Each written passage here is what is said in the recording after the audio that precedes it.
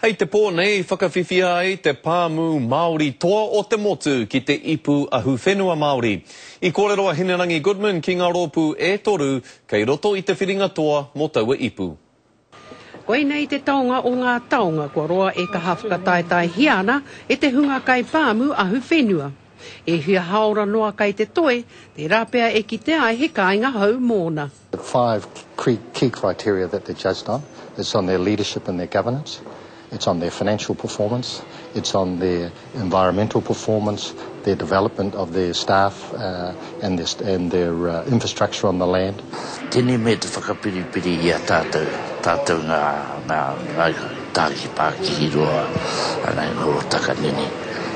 Tēnei te timatanga o ngā Māori kia pai ai te puta mai ngā ua.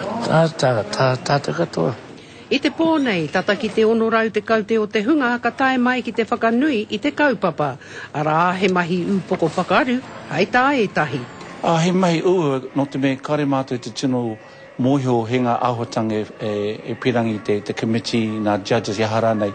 Engari ko te painga, ka noho tahi mātou i raro i te whakaroko tahi.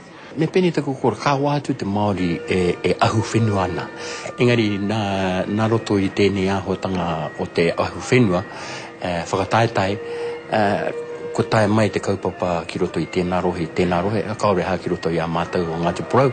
E tīmata hea te kaupapa ahuwhenua nei i te tau ko tahirau, iwarau toru te kaumārua, i te wā o tā Apirana Nata me tā Bledisloe. I roto anō hoki o ngā tau i muri mai i tērā, ka rei tino whakanuia. Hoi anō i ngā taurua te kaukua hipa nei, ai ki te ana ke ia tau e whakanui ana. Ka wikitori a tātou katoa, tēnei me te ui Māori. Tātou katoa, ka wikitori. Ka tika hoki ma te manaaki me te tiaki tika i a Papa Tuanuku, tērā he oranga nui mō te iwi. Ko Hinerangi Goodman, mō te karere.